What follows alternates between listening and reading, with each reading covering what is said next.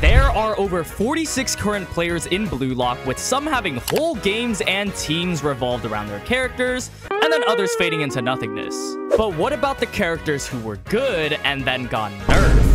The old stamp of approval to make a character worse than before, or just reduce their power so much that they do nothing in the games. And there are a few characters that come to mind. Straight away, we're starting off with a character made of a nothing sandwich. Of course, I'm talking about Tokimitsu. The first word that comes to mind when you think about Tokimitsu is nerfed. A previous top 3 player is now on the edge of elimination. In Tokimitsu's case as well, it isn't really a case of his abilities aren't useful, like some of the other characters on this list. He just simply got nerfed, and none of his abilities are good anymore. His main weapons included physique and infinite stamina, also giving us a different dynamic in the ego department, because Tokimitsu was scared of everything. The nerfs really came in terms of his weapons. Before, we see his physique go against the likes of Barou, who looked like he just came out of a bodybuilding competition and he would win, also pushing other players like Isagi over easily, but nowadays he isn't even using that to his advantage. Maybe Tokimitsu stopped hitting the gym, or maybe he shaved off a few pounds, because now he's struggling with players like Corona, who is smaller than Isagi. Beforehand, Tokimitsu pushed Isagi over like a piece of paper. Physique is what he's known for, so for him to not be steamrolling the competition when it comes to that, and literally losing 1v1s in that compartment, it's like they want to get rid of him. And yeah, Raichi is stealing Tokimitsu's job. His whole character beating him in 1v1s. They both have the exact same weapons. There's got to be some sort of symbolism that Raichi is making it over Tokimitsu. So immediately you can see that his physique weapon got nerfed. His stamina as well hasn't shown in the PXG game. Honestly though, stamina doesn't even exist anymore in Bluelock. But what does hurt the most is the fact that Tokimitsu had a lot of untapped potential that people did want to see, specifically in the PXG game. We didn't see him in the 3rd selection. He was a mystic man during the U20, nowhere to be found. He wasn't played. So the next time we would see Tokimitsu would be in PXG. I know for myself and a lot of other people, he was top seed when it came to being the most underrated character. His skill set, the fact that we don't know his ego, and unconfident player in Bluelock, it's the first time that we're seeing things like that. So they could have developed him and making him gain more confidence in a team where it's literally about confidence in your own abilities, up-and-coming players. Unfortunately, Tokimitsu has fallen from grace, getting 0 development and no highlights in this match. I mean, he's shown in the game, but he has 0 impact. He has done nothing. He was so nerfed that I think he will get eliminated at the end of this match.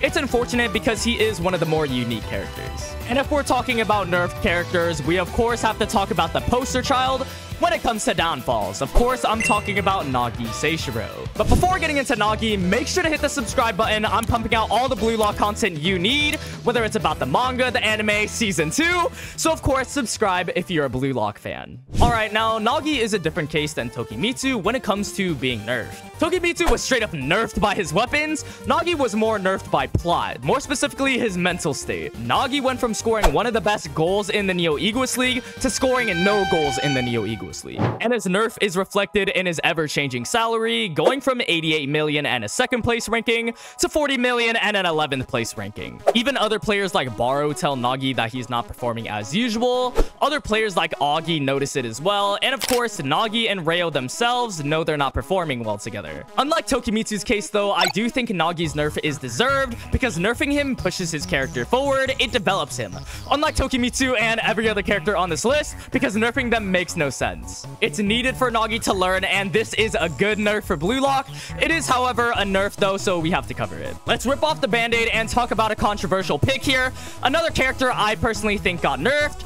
I'm putting Shido Ryusei. Alright, put down the pitchforks and hear me out first though, because there are a lot of things that indicate that Shido has been nerfed. Shido goes from one of the biggest all-rounder threats, who's an insane goal scorer by himself, to only being able to score goals when he's unmarked and getting fed a pass from the best passers in the series. Don't get me wrong, Shido is still very good. He still makes insane goals, but his character before was way more of a threat. And it's not even the fact that other players are getting better. That's true, but I think people forget that Shido was an actual smart player and not just a pure goal scorer. In the past, literally Shido's introduction, we see him being an analytical player, analyzing how both Ryo and Kunigami play in just the matter of minutes. Because of that, he knows that their skill level is nowhere near his. He uses that to his advantage and counters, sends Kunigami to the wild card, and keeps progressing through Bluelock. Besides his game IQ and analytical powers, though, he was known for being fast, also having having both good physique and good off-the-ball movements,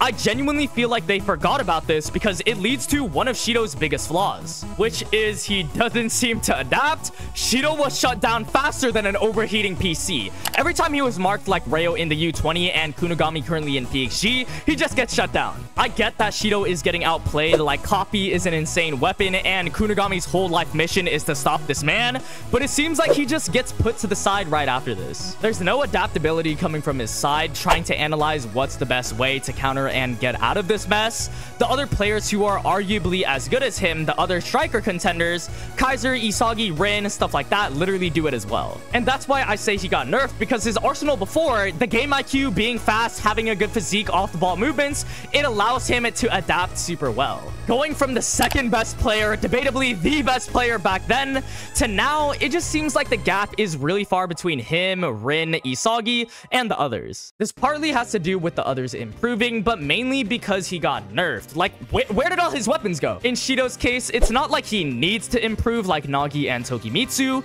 He's already a really good player, so nerfing him really hurts extra. But someone that does need improvements and instead got nerfed was Atoya. Atoya's introduction as the number 4 was one of the most hyped things. A completely new character that we knew nothing about is literally top 4 compared to everyone in the facility. And when you got a WWE type of name as the ninja and then you get brought out to the ring and outplay the number 1 straight away, you're gonna get hyped to no ends. And honestly, his third selection match was pretty good, scoring 2 goals by using his speed and off the ball. He's also a hard player to get past because of his speed and off the ball. But with his weapons focusing on off the ball, I think this limited him by a lot, because off the ball is such a secondary thing. Unless you're teleporting across the field, it doesn't add much to the game. So Atoya needed some improvements. At this point, he wasn't nerfed, he just needed something a little extra. The real reason why everyone says Atoya got nerfed is because he went from number 4 to getting pretty much 0 highlight everywhere else, whether it be in the U20 getting subbed off, or the only other match he played, which is Bastard versus Barcha. The only thing I really remember Atoya doing was that one shot attempt in the U20 before he got subbed out, which that one, it does make sense. The U20 had a lot going on already. But in Barcha, Atoya was really just doing some 1-2s and eating some ice cream. I don't even know. I get that Barcha was the fastest game and was more supposed to be an example, but it does make sense why people think he got nerfed. It's because of his performance and lack of highlights that he's not a main contender for the striker spot, when he previously was. So he got indirectly nerfed by getting no development. In Atoya's case though, a lack of development really nerfed him.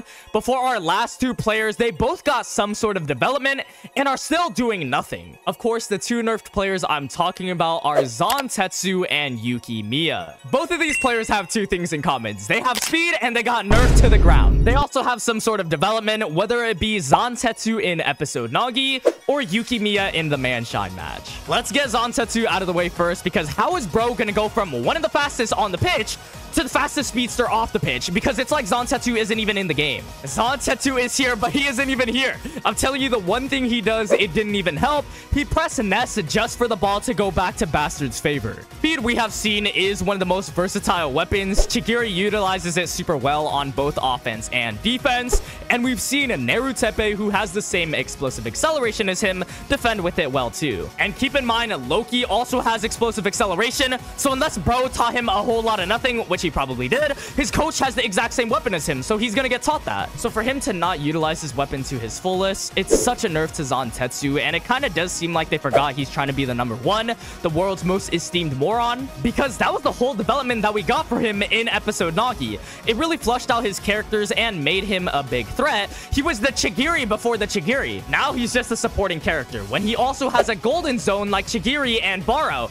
I don't know. I think they just nerfed him, removed that weapon, and made him only a speedster with no speed feats. It's so sad. Yuki Miya is our last character, but you might be thinking, Hiryo, did Yuki Miya really get nerfed? He scored a goal, got development, and he's safe in the salary rankings. And to that I say yes, but partially. He's probably the one you can debate the most for not being nerfed, or probably the most controversial pick on this list, hence why we have to save this discussion for last. The way Yuki Miya got quote-unquote nerfed was definitely his impact on the game. He quickly went from being the number 5 to only being able to score because of Isagi. Don't get me wrong, I actually like Yuki Miya's backstory, his whole philosophy, and his development.